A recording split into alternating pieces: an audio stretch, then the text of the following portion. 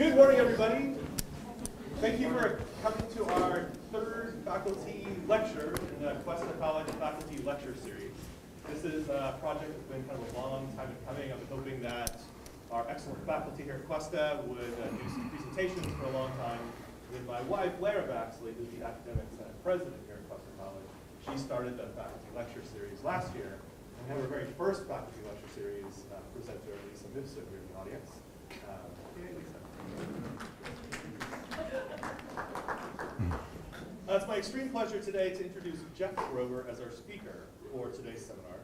Jeff has degrees from USC and from University of Arizona, where he focused on tectonics and structural geology.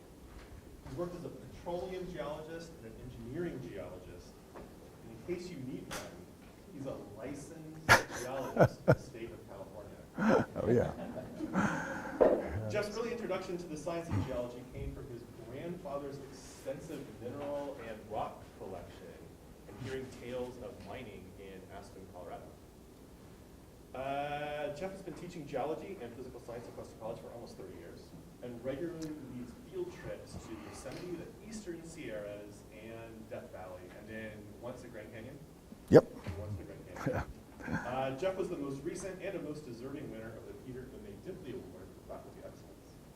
Jeff has many interests outside of the classroom, including reading, gardening, cooking, social dance, especially the Argentine tango. That's right. Avid surfer and will never hesitate to share a story or a video of adventures in the water.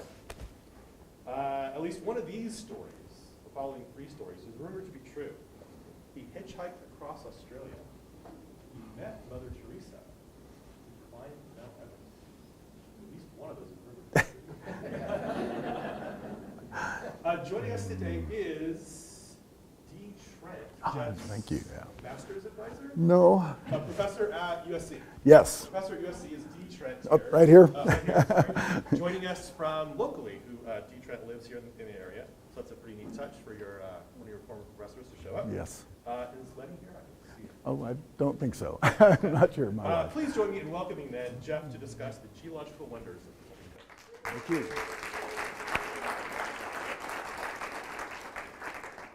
Thanks a lot, Greg, and I appreciate you introducing Dee. I was going to do it, and I have to say a little more. It's quite an honor for me to have Dee Trent here. 1978, I think I was about, I was in my early 20s, and Dee was my geology professor for our summer field class at USC, and that's a really important part of an education of a young geologist. So it's something else. We've remained friends for a long time. Dee was also very close friends with John Bowen, who was the very first science professor here at Cuesta. And I like to think that had something to do with me getting the job, that Dee maybe put a good word for me, but I'm not sure about that. At any rate, so thank you, Dee, and thank you everybody else for coming. I'm looking at the clock. I'm already 5 minutes into it, and I got a lot to cover. So I'm going to waste a minute or two of that time with a joke I always tell about geology, and it's the joke of the geologist saying his prayers. He's on his hands and knees. Thank you, God, for my wonderful wife and my great job, and thank you, God, for the incredible geology of the Central Coast, those mountains and the faults, and yeah, even the earthquakes. But God, I have this issue. My students and my friends always ask about geologic time. And I ask, what is time to you, God? What is time to you? And this big thunderclap, and he hears this deep voice, kind of sounded like D, I think. And the voice says, well, Jeff, time to me is different from time to you. For me, 1,000,000 years is about a second. I'm like, whoa. So he says, okay, well, then, God, what is money to you? And God says, well, Jeff, for me, money is different. For me, $1,000,000 is but a penny. And I sit there thinking, I said, okay, God, can I have a penny? And God responded, yes, just give me a second. So, that's a totally appropriate joke for this class, because we're talking about geology, and we've got about 1.8 billion years of Earth's history to talk about California geology. So give me 1.8 billion seconds and maybe we'll get it done, but I'm going to move very fast. And I know that there are people in here with no background in geology, and there are people in here with PhDs in geology and physics and other disciplines, chemistry and so on. So we're going to get a little something, and I want to remind you that tomorrow, follow up at 9 o'clock, there's a field trip. It's going to be a walk in the park, so to speak, Cayucos. So if you're interested in that, you're all welcome. You just have to sign a release form, and you can get those out in the field. So if you're curious about that, let me know afterwards. I got some forms up here and directions on where we're going. At any rate, one of the things I do in the class I teach is talk about California's geologic diversity. We have an incredible place to study geology. And we're going to try to focus on the SLO County area as well later on, but a little overview. We have big mountains, so it's a great place for geologists to work. We love the mountains. Of course, our friends in Colorado get a little annoyed. I had a roommate in college from Colorado, and he'd say, yeah, I just bagged a 14er. And I said, oh, it's too bad you can't climb any big mountains like we have in California. That always annoys him. So we have the big mountains. We have glaciers in California. They're not real big, you know, it's not Alaska, but we still have glaciers in the Sierra Nevada. We've got glaciers in the Cascade Range and Mount Shasta. The Trinity Alps of the Klamath, arguably. I've been reading some arguments that, yeah, there's still a couple glaciers there. Here's a rather tired glacier, Palisades Glacier in the Sierra Nevada. What other things? We got deserts. Geologists love deserts. Why do we love deserts? There's no vegetables, right? No trees. The rocks are, yeah, the poor botanists are looking at me with terrible looks in their eyes. We have no trees to hide the rocks, but there's incredible features out there in the deserts of California, Death Valley, the lowest point in North America, 282 feet below sea level. Think about this, and this should bother you. So you're going to lay awake at night going, how could that be? Mount Whitney, which we just saw, is less than 90 miles from the lowest point in North America. You know, think about that. Why is that? Okay. Now, I had to add something about the botany or about the life, and this is the only thing I'll say about that. We have the oldest living things. Okay, the bristlecone pine, over 5,000 years old, and maybe John, you're going to give a talk on botany for us sometime soon, I hope. At any rate. So other fun things. Active volcanoes. We have volcanoes in the Cascade Range and elsewhere. Here's Mount Shasta. Last erupted in the mid to late 1700s. We have Mount Lassen today. Here it was erupting in 1915, so there are active volcanoes in California. For those of us who drive a car, we have energy resources. We have other energy resources as well, no doubt. But oil and gas played an important role in California's economic development. The Great Valley, scenic wonderland that it is, some historic images of the great Lakeview gusher blowout here in the San Joaquin. Some amazing ways in which the oil companies have tried to hide their presence in what is an extremely rich oil and gas province, the Los Angeles Basin. Many people don't realize this, but the Wilmington Field here down in Long Beach was the largest oil field in the United States up until the Prudhoe Bay discovery on the north slope of Alaska. We also, of course, have our nearby offshore production in the transverse ranges off the coast of Santa Barbara, much to the chagrin of the Santa Barbarians who would rather look out and simply see the ocean. At any rate, other fun features, rocks and fossils.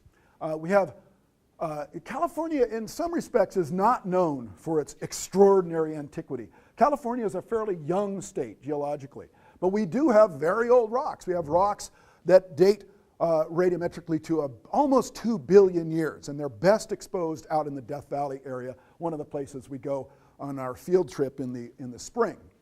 Here are some of those cool fossils. The state fossil of California, everybody knows, the saber-toothed kitty cat. Right? I'm told by my biology friends it's not a tiger. So, all right, they'll explain to you in one of their talks what the differences between a tiger and a cat.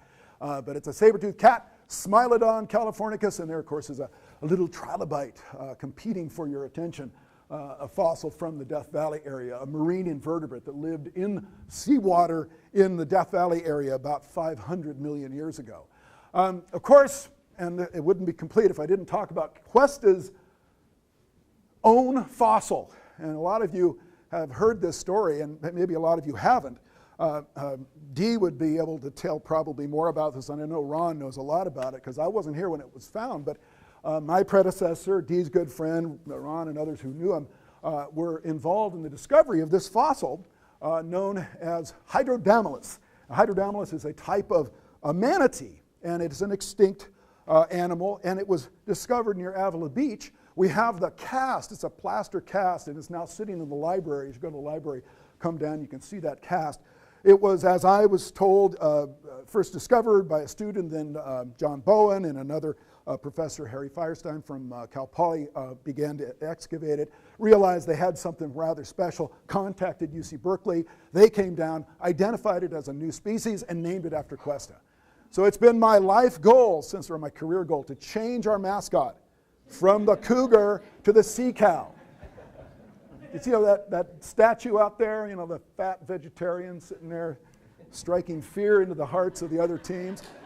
I don't think it's going to happen. We got faults and earthquakes, the San Andreas Fault. Everybody knows that. It's our great structural determining feature in California.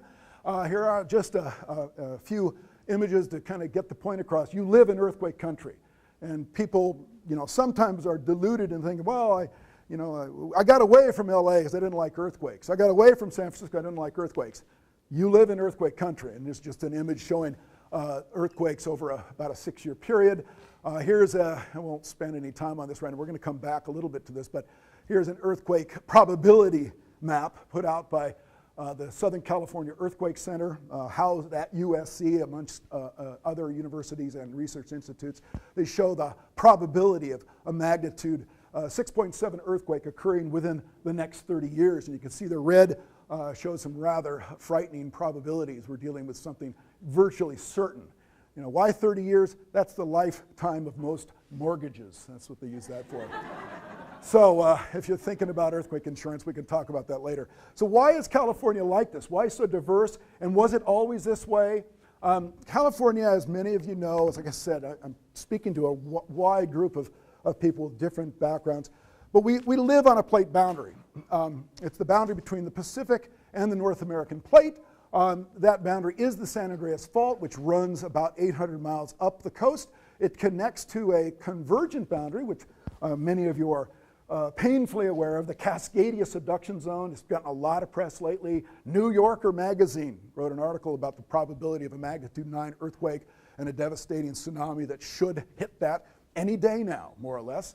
You know, when the New Yorker's writing about geology, people wake up. It doesn't happen so much when a geologist writes an article, but definitely the New Yorker got some attention. And it connects down in the south here in the Gulf of California and actually down in the Salton Sea area with what we call a divergent boundary.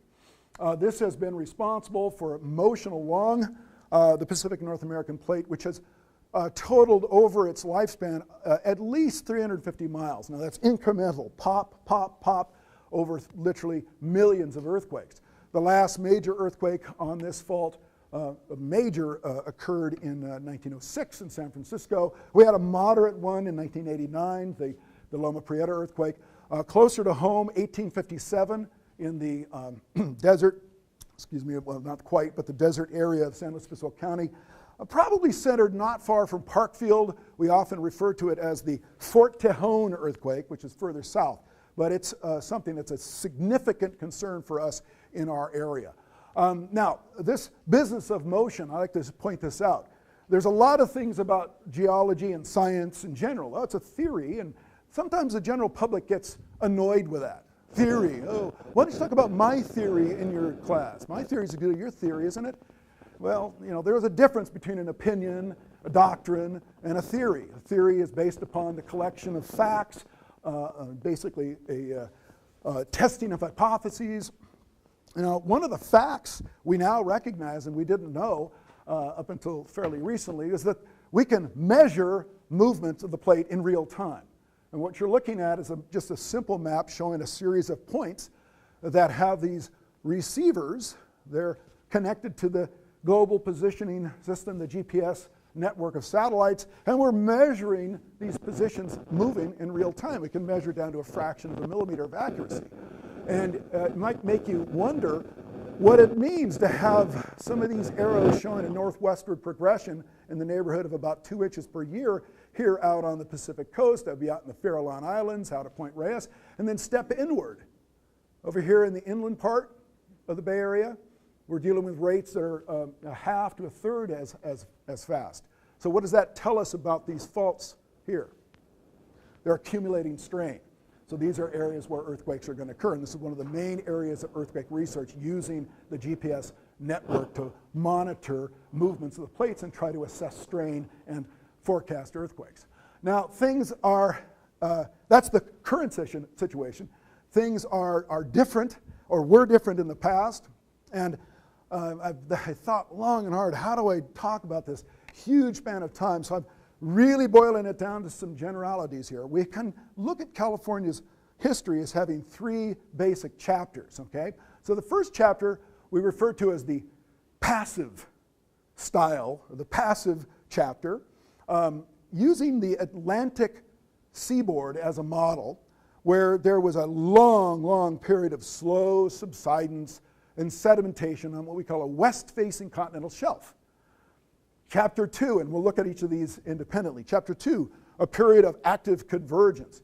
I'd have to say that in many respects, this second chapter is one of the more important chapters in California history. This is when most of the rocks that we see in California were formed.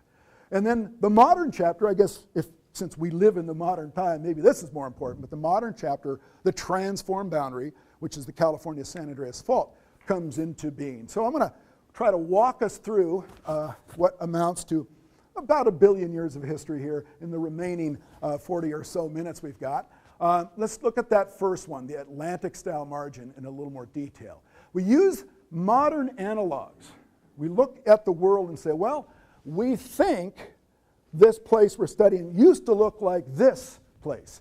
And the modern east coast of North America, the Atlantic coastline, is a good model for what we think our west coast looked like, beginning maybe about 1 billion years ago and lasting up to maybe 400 million years ago. The debates rage over how long this lasted. So here's what we're getting at. By passive, I'm talking about an area of relatively quiet geologic conditions. Well, sure, you have a hurricane now and then, maybe, but no earthquakes to speak of, no volcanic activity. We've got a good model off, say, the coast of Georgia or maybe Florida. This dotted line looks maybe like this in profile view, the shoreline here, big, broad continental shelf, slope, rise out into the deep abyss. Okay, boring, well, boring to a geologist. Now, we think that, and I'll show this again, we think that California kind of looked like this, maybe 500 million years ago. We think so, and how we come to this conclusion is by doing a mental exercise we refer to, and it's a great word, Palin's spastic reconstruction. I actually introduce that, and I say in class, I say, don't learn this. You know, it's the term that nobody ever uses, but it actually refers to unstretching, where we look at the conditions of an area and we map it all out, which is the real job, and then we ponder, what do we do? Let's take the folds that exist in the rock and unfold the folds. Let's take the faults that existed in the rock and unfault the faults, remove the effects of faulting. What about those magma intrusions, molten rock that came into the area and heated up the rocks and cooked some of the rocks and created lava flows? We'll unintrude those intrusions. What about the sediments that were laid down? We're kind of peeling back the layers of an artichoke, trying to get to the heart of the matter, okay? And once we get to that, we look for a modern example of what it might have looked like. So here's an example of what we're talking about. This photograph shows an area that I love. It's a place we go every year in Death Valley. It's called Titus Canyon. And Titus Canyon is I think if the Cuesta motor pool folks knew where I was taking those vans, they would have a bit of an issue. Because we're going down this road, and in some cases there's big potholes, and we're driving. We do take the trailer off when we go on this road, but we're down through here, and this is, of course, taken from somebody else up high on the ridge, but we run down through this canyon. And you can see rock layers here that are rolling over in a gigantic overturned fold. So what we're saying was rocks don't form like that. Rocks form horizontal. And if I got this right, let's see, we've done here is this, and then we've turned it upside down. So let's unfold that fold. Let's bring it back mentally to what it might have looked like. And let's interpret those rocks. How do those rocks form? What was the environment they were in? And voila, if we do, we come up with a cartoon sketch that I drew a long time ago. It's just easier to do than find one. And we have a model of what the West Coast probably looked like, and that's this passive margin. We have continental crust over here. This is the sea level. Here's California. So California is basically underwater completely. Nevada's underwater. It depends on where you draw this profile, but shoreline arguably would be way over in Colorado. There's no Sierra Nevada. There's no Rocky Mountains. Okay? The Grand Canyon sequence, by the way, is part of this. Somewhere, if you were stepping back into Arizona, we'd be somewhere close to the shoreline here in the Grand Canyon. Those rocks relate to that same sequence we saw out in the area of Death Valley. So these rocks, we believe, formed on the western edge of North America and were recently, quote unquote, liberated from a once all-encompassing supercontinent. Now I know your mind is going to the word Pangaea. Okay, maybe it isn't. Most of us have heard of the great supercontinent Pangaea. We believe that indeed existed. This is a supercontinent that we are convinced existed a good 500 million years before Pangaea. Okay, in God's time, was that like 500 seconds? So at any rate, this was a period of time, roughly in this case we're saying about 750 million years ago, but we go back further when the entire continent was together. This is North America called Laurentia. Here's Australia tucked up against this area. This is where we begin, arguably. Here's some work. There's some great people, and I feel horrible not referencing them. Ron Blakey at Northern Arizona University did some of the great detailed work in understanding the paleogeography. This is an image of that area at about, earlier, as this breakup begins.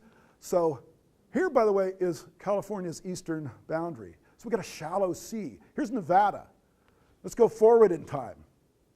Here's that point in time we call the Middle Cambrian, early Paleozoic, roughly 500 million years ago. Here's California. There's not a lick of land, not a bit. Okay, most of what we're dealing with is deep oceanic crust and deep water. We got some of the continental shelf preserved, maybe some shallow shoals off, but no dry land at all. And we're dealing with a coastline here somewhere in the middle of Arizona, as I could say, back as far east as Colorado. So there's California. That's a more detailed version. John Stewart, I believe this is Stewart's original description of it. Here you've got the shoreline. So where's California, Oregon? Way the heck out here. Really hardly any, depending on where you are, any true continental crust. Here's the continental shelf, and on we go. So there it is. That's California, 500 million years ago. The modern condition just reversed. Put a mirror, reflect a mirror image. That's California. Boring. So let's get it a little more exciting. This is what we call the convergent boundary setting, referencing a modern analog on the west coast of South America, referred to by geologists as an Andean style convergent boundary. Andean referencing the Andes Mountains. We'll come back to the California version here after we talk about the Andean style. Hugely important period of time for California's development. Here is the Google Earth image of South America, and we can see the great Andes Mountains. A dashed line, come back here. A dashed line showing where this line of section is created. We have oceanic crust subducting. These terms, a lot of us, oh yeah, we know that. Some of us are like, what? So the oceanic crust dives underneath the continent. It generates magma, which rises to the surface. We don't really have time to talk too much about the mechanisms of magma generation. Take my class, we will. At any rate, that's forming. It's not a boring place. Not a boring place at all. It's active. Earthquakes abound. Of course, this is the place where the magnitude 8 and 9 earthquakes occur. We could have pretty close to that in California. We're probably going to get some magnitude 8. So we might get a magnitude 9 up there in Cascadia, because the Cascadia subduction zone is exactly like this. But this is the real area for earthquake and tsunami generation. Volcanoes, definitely. This is where most of the really exciting volcanoes. And by that I mean, sorry, not the ones in Hawaii. The ones in Hawaii, they're pretty. They're not the ones that really get our attention. They're not the explosive, violent types. They're not the Mount St. Helens versions, all right? So that's what happens here. Then this thing called accretion. Accretion? It's not so exciting. But this is a very important process I'm going to talk about in a little more detail.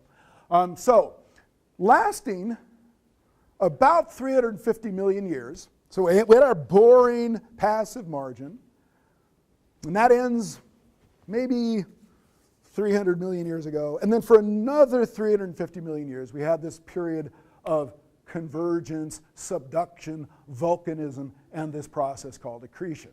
This is a hugely important period of geologic time. This is this is way too busy of a diagram to get the point across, but it's a cross-sectional view through what we think California might have looked like during that time span. We have oceanic crust being driven underneath the continent, as we already addressed, magma generation forming here. During this time, we are actually forming the rocks of the modern-day Sierra Nevada.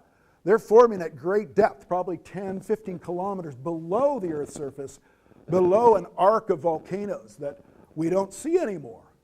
That arc of volcano is long since eroded away. We're seeing the development of this huge wedge of debris in the sort of the area out in front of the arc. That's the coast ranges. We're seeing a basin forming, the Great Valley. So the three main parts of California are developing during this interval of tectonic convergence. Now, this business of tectonic accretion is worthy of a very short, he hopes, video clip. It's always dangerous to do this. You never know what you're going to get. Hopefully we'll have sound. I never thought about that. Greg, do I have sound? Okay, it'll go blasting us out of the... Okay, come here, make this bigger. No, they're not getting any sound. Mike?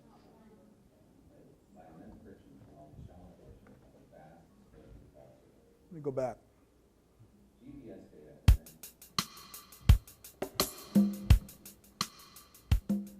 In a subduction zone, the thinner yet denser oceanic plate dives beneath the continental plate.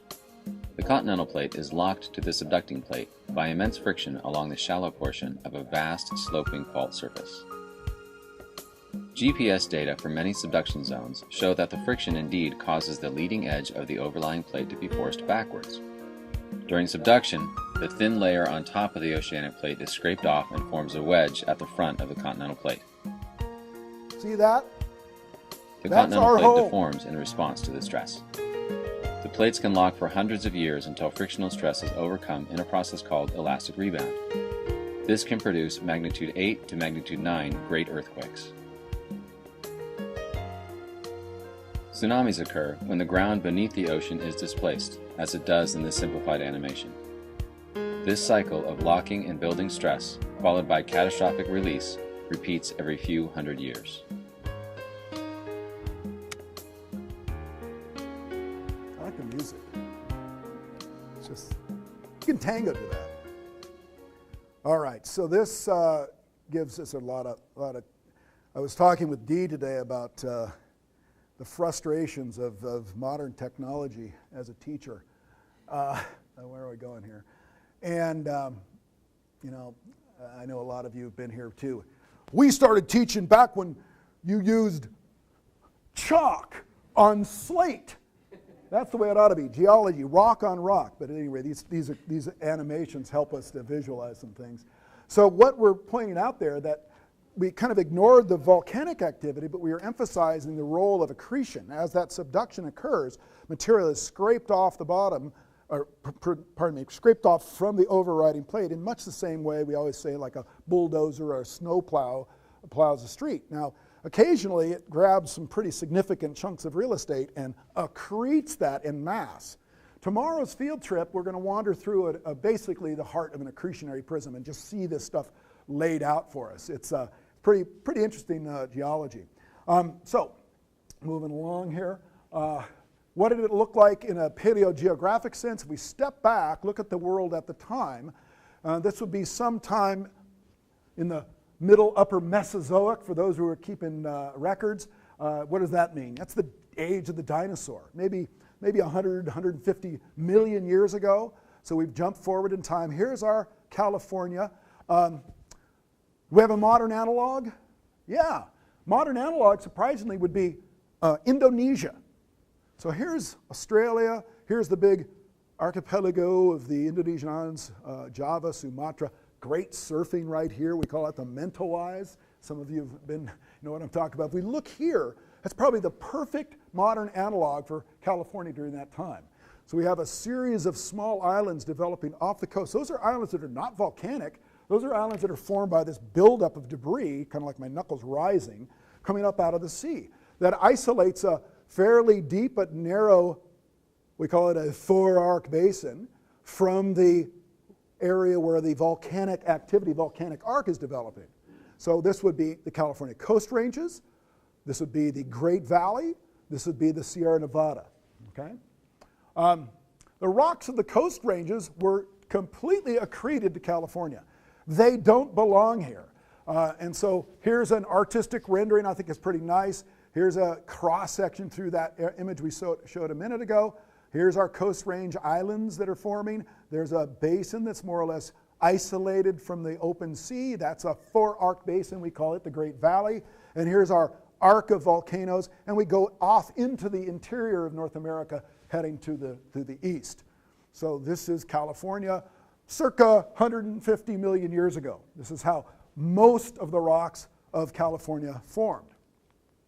About 3/4 of the California landmass formed during this time. The subduction zone off in the west, I've already said that, that's our Coast Ranges. The four-arc basin, as we call it, is the Great Valley, and the Sierra Nevada batholith. So when you look at the map, the geologic map of California, I've circled some areas here just in general, that's a huge amount of real estate. Those rocks that make up the state, not the modern topography per se, a little bit. The modern topography is profoundly affected by the last chapter, but the rocks themselves formed during this time span, okay? And you can see I've linked this big chunk of red Sierra Nevada granite across the Mojave Desert to this area down here in the transverse and the peninsular ranges. Now, if we think about coming back closer to home, talking about our area, let's talk about the rocks that we see in our area, San Luis Obispo County. It's one of the interesting aspects of California, of the Coast Ranges, that we have two types of basement complexes. We talk about rocks like we're talking about a building. We've got the basement, then we've got the main structure, and you've got the roof or whatever. The basement rocks, the oldest rocks, are rocks that were all part of this accretion. They're referred to as mélange, great French word, a mixture. And they are completely blasted. Sometimes we'll see in the mélange an entire sequence of oceanic crust and mantle rock called an ophiolite.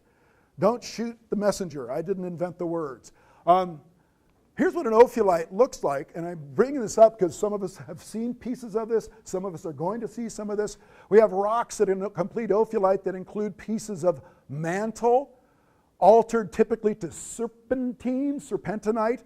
We get up into gabbro, swarms of dikes, pillow lavas, cherts, and sometimes mud rock shales on top of the cherts, different parts of the ocean crust and upper mantle. They form at mid-ocean ridges, at the divergent boundaries, like what we see in the Gulf of California or in the mid-Atlantic ridge. That's where this stuff forms. What happens, we think, is the stretching of the ocean crust, and we'll worry about why that happens later, but as it's stretching open, it opens a passageway, releases pressure on the mantle begins to melt, magma forms, a giant mass, and it injects to the surface where it erupts as lavas on the ocean floor. After time, that is moved away from the ridge crest and it's buried by sediment. This is where it occurs, and this is where it is accreted. So it forms in the divergent boundaries, going back to the image here, and we find it in California because it's accreted here at that accretionary prism. We call that, of course, our coast ranges. Now, an entire sequence of this ocean floor and mantle is occasionally preserved intact. Most of the time, you take that, slice it up, chop it up, mix it up, create what would be the melange. But every now and then, an entire package is preserved. We've got one in the Cuesta Ridge. Cuesta College, not only does it have a fossil for its, its mascot, it has a ophiolite for its name. The Cuesta Ophiolite College. Okay, maybe not. Here it is. Have you driven this highway? 41? You go right through the guts of an ophiolite. And I would never take my students up on this narrow ridge here to look down on that, but just saying, it's a dangerous place to go. You don't want to drive through it and look. You want to get off and take a safe hike to see this. This is the area where we see intrusions of magma. They're cutting up through ancient oceanic crust to provide the source for the pillow lavas. Other parts of California, or other parts of the Coast Ranges, we see some of the other pieces in the melange. The serpentine that we see all over the state, it's the state rock and all over our area. Here's one down just south of town off the highway.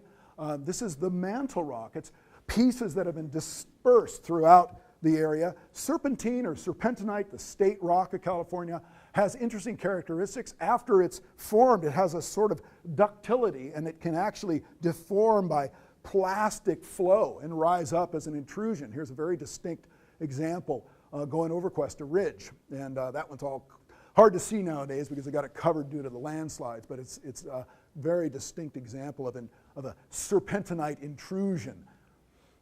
Serpentinite's kind of famous because it also has chrysotile asbestos. Generally a very minor component of it, but it is present. You can see a small little vein running through right there. Some of the lesser forms of asbestos. That's another issue. Now I talked about those pillow lavas. If you've walked the beach in Cayucas, you might have come upon this rock on the southern end of Cayucas. Take a look at that up close. Beautiful rounded knobs. These are pillow lavas formed by lavas erupting on the seafloor. Probably the best example of these are down in the area of Port San Luis. Let's see, where's my pillow lava? Here we go. Pillow lava is forming for your viewing pleasure.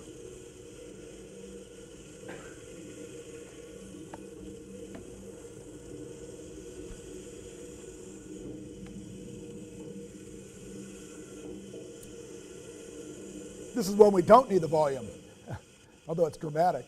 So what are we looking at? Basically balloons, water balloons, only instead of water, that's lava erupting under the sea, and because of the rapid quenching, it creates this bulbous mass, breaks open, a new one forms, this piles up. This structure is actually one of the most common features on Earth. It's just you never see it because it's under the water. It forms every time the ocean crust erupts and lava floods out of the fissures at a mid-ocean ridge. Very distinct feature. All right. Okay, where are we? Where are we, Grover? We are trying to find our PowerPoint again. What did I do? Close that off. Close all tabs. I'll be sorry I did that. Now, here we go. Okay, on top of the pillow lavas, we have deposits of marine sediment. These are kind of raining down constantly on the ocean floor. This is out by Cerro Alto Campground, tiny little thin veneer, little layers of sediment. Most of this is the rock called chert, which is a rock I know some of you are really fond of, some of you archaeology people. This makes very prominent exposures. We have a rolling hill, which marks the typical topography of the melange, this mixture, and every now and then these weird, profound rocks standing out right behind Cuesta College. Look at that. Look closely. Look at those layers. This guy's a happy geologist. Those are layers of marine sediment that rain down on the ocean floor from the tiny little shells, primarily, not all of it, but the tiny little shells of plankton known as radiolaria or diatoms that make their shells out of silica. It is, of course, the favorite rock of Stone Age peoples. There's a lot, people, of course, would love to use obsidian, and indeed there's trade routes, and I don't want to get into that, but Most of the spear points and arrowheads are made out of various forms of chert.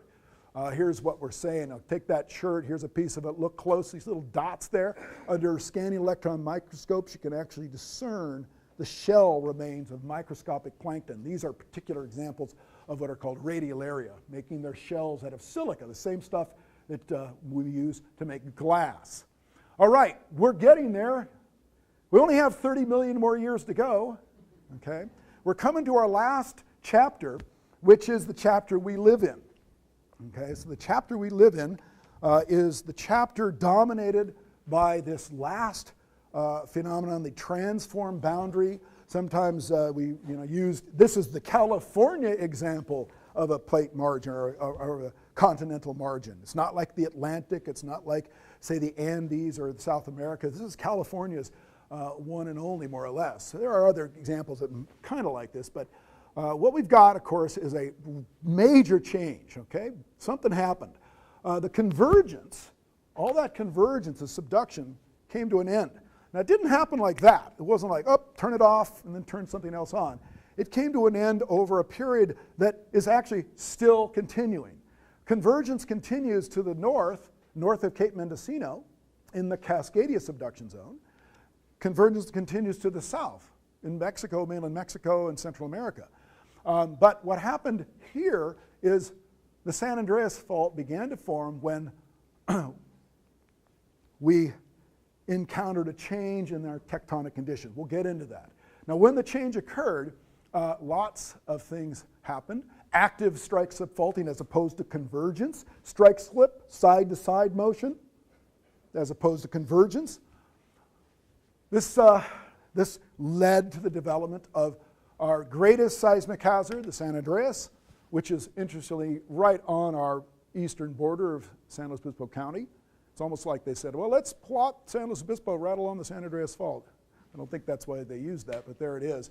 Kind of on the opposite side, we've got another important and significant fault called it's called the Hosgri Fault. A lot of you have heard of that, associated with the Diablo Canyon Power Plant. And then further north, the Hosgri continues and nicks up onto the shoreline at San Simeon. Up there, we call it the San Simeon Fault. Now, there's a lot of blue lines that if I were smart, I'd get rid of. Those are just drainage lines, but there's a multitude of orange and yellow colored faults. These represent faults that are of lesser concern, not to say they're completely inactive, but lesser concern. The red colors, these are active faults unequivocally. And we have one close to home, and a lot of you may know about this little red one here called the Los Osos Fault, running more or less along Los Osos Valley Road, connecting, we think, to the Hosgri Fault off the coastline. So as I said, we live in earthquake country. Detailed discussion of this is for another day. What else happened? Crazy, all those faults sliced up rocks of the Sierra Nevada and took a big chunk of those rocks and moved them into our backyard. I mentioned our area has two fundamental basement rocks. The Franciscan melange with those accreted materials, the pillow lavas and the cherts and the ophiolite. And we have this thing called the Salinian block, named for the Salinas River, Salinas Valley. It's an area quite large where large chunks of granitic rock have been displaced. So these rocks here, it's the same color geologically as the rocks of the Sierra, they don't belong here. They belong somewhere down here. Look at that big gap. What we believe happened is as the San Andreas Fault began to form, slivers of granitic rock from the south were cleaved off and shoved into this area. So when you cross over the Cuesta Ridge, you get into a regime, an area where you could expect to see granite. Most people would think, well, what's the foundation of a continent? Granite. Not in our neck of the woods. The only granite you see west of the Cuesta Ridge has been brought in by truck. Okay? Now here it is. Now there's just an image from above, a Google Earth image. Can you see the granite? Not really, but maybe you can if I draw a line here. There's the Rinconada Fault. That's one of the faults that act as a boundary for this Salinian granite. And there's the La Palitas Quarry. That got a lot of press recently, didn't it? If you live out in Santa Margarita, they wanted to make double that or make another one. At any rate, that's where all the granite comes from. When you see granite in riprap, granite in and rock walls, it's all brought in from that area. Deep sedimentary basins, everything changed. Deep sedimentary basins, the Los Angeles Basin, the Santa Maria Basin, many areas of California underwent profound deformation, shearing, causing areas to drop out. A famous rock formation developed. That'd be the Monterey Shale. This is everywhere. This is the rock you slide and trip on if you go down to Montana de Oro. There's a big exposure of it out in the area by Lopez Lake. It's down in Shell Beach. It's an incredibly interesting rock, and it's the source of California's oil. This is why California has so much oil. Not to say every drop of oil in California came from it, but most of it did. And it's a very common rock formation. And these rocks formed during this time after the San Andreas Fault was developing and shearing up, causing areas along the coast to subside to entrap sediment to create the right conditions for this rock and for the accumulation of organic carbon that transforms into oil. Here's an oil seep. I think a lot of you are aware we have an oil field in the backyard down Price Canyon. And you can see the oil seeping out of the ground in Pismo Beach. We also had volcanic activity, some unusual volcanic activity. This is where the Morros come from. Morro to Islay Hill intrusive complex. Also, you know those white cliffs of Dover, right? The chalk cliffs of Dover in England. How about the white cliffs of Pismo? You seen the white cliffs of Pismo? Okay, those are volcanic ashes. Those aren't chalks. Okay, those are volcanic ashes associated with volcanism that occurred in the Coast Ranges during this time. Here, of course, the quick look at the Morros. Don't have a lot of time to get into the details. Morro Rock, the Gibraltar of the Pacific. We have such reverence to it now. But you know, earlier days, what the heck? You know, let's blast away. You know, the good old days. Let's take some of that rock and make a rock wall. Yeah, they took 1.2 million tons in the late 1800s, the early 20th century, and they used that part of that to build the breakwater at Port San Luis. I don't think you're going to do that anymore.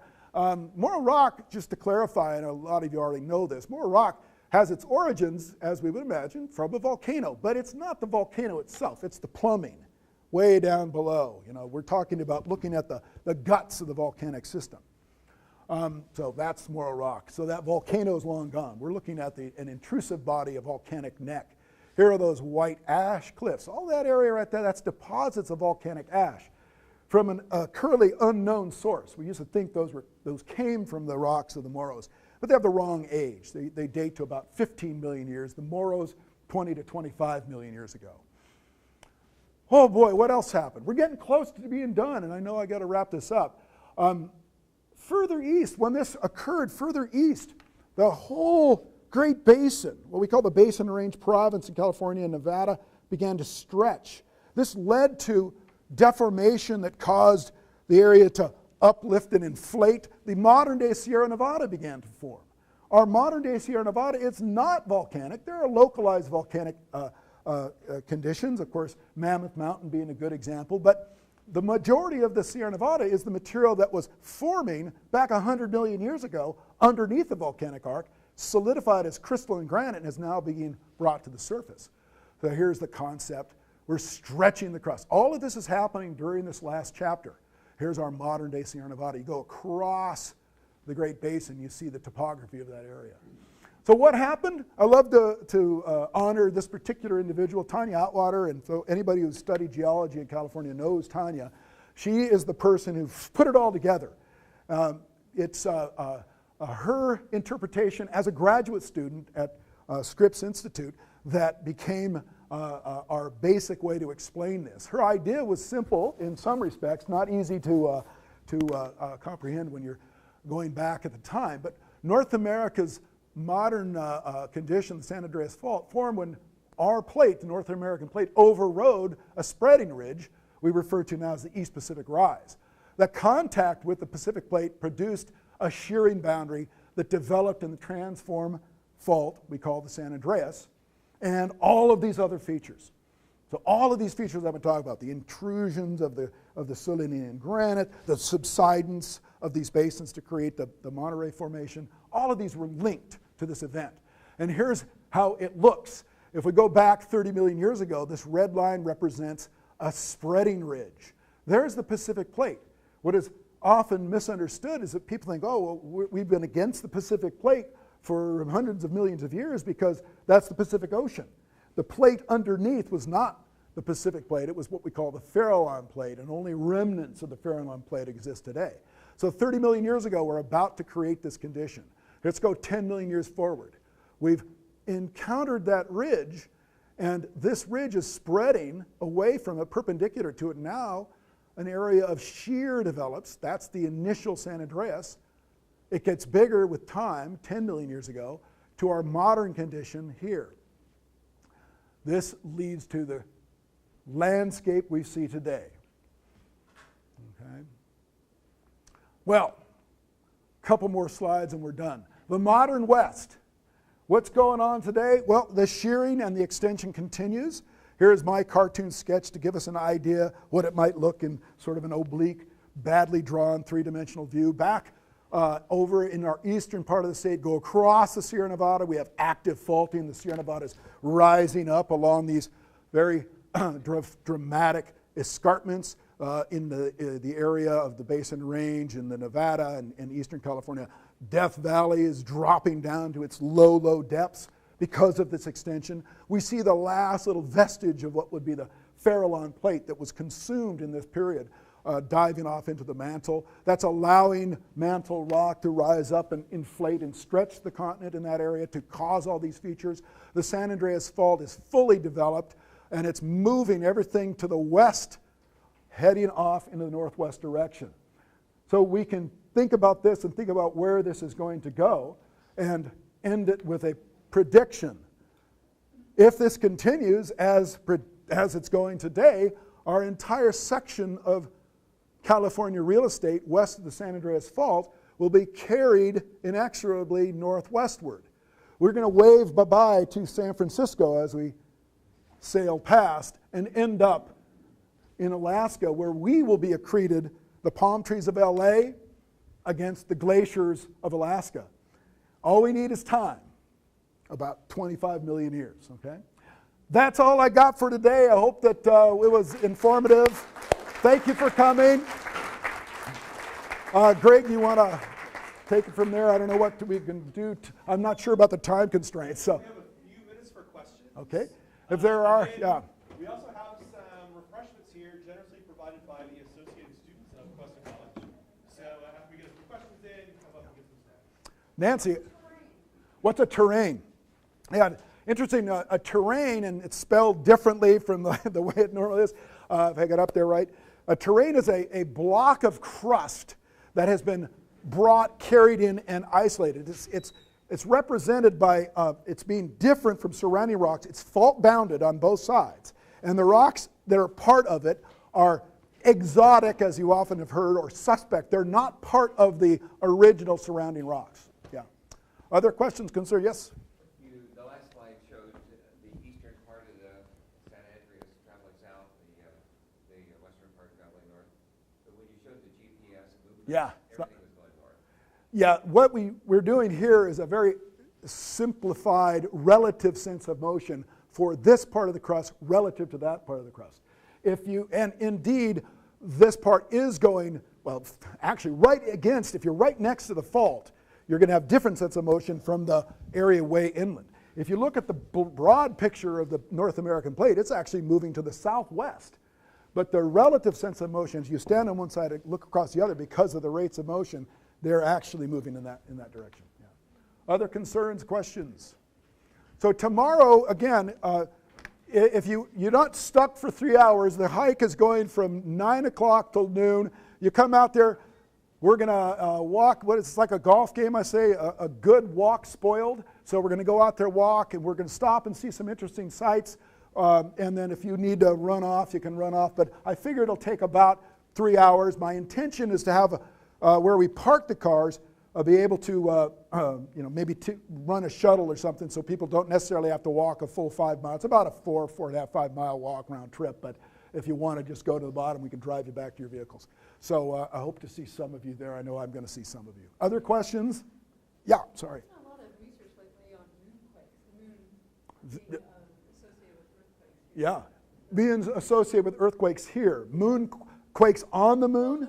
I shouldn't say moonquakes. The moon influencing earthquakes. Something, this must be, I mean, what I know about gravitational influence on earthquakes is based on kind of old information. Maybe you have something new, but it's been long, at least empirically, not shown to be not very effective. Like the gravitational effects of aligning up during new moon, full moon phase, tidal influence being insignificant, unless you've got something new. Michelle, yeah, been linking something to it? Yeah. No, I don't know anything new. Okay, yeah, there's been some interesting proposals that, and some of you know about it, that back, gosh, I'm sure it's like 1989 when Eben Browning proposed a major earthquake on the New Madrid earthquake. D, was that in 89? At any rate, based upon alignment of planets. And the scientific community, the geologists are going, we've looked at this. There's no data to suggest that it has any effect, unless now maybe new stuff. Yeah, do. Yeah. You know, the short and dirty answer is I think we've got enough. The tectonic forces associated with internal heat, we think, are the principal driving force. Now, there may be just enough conditions to, yeah. Well, if they got something new, I don't know. Okay. All right. Anything else? I've always wanted to take a geology class, and I think maybe I have. Oh. This last hour, that was amazing. Thank you so much, Jeff. We really Thank you. appreciate it. All right. You're welcome.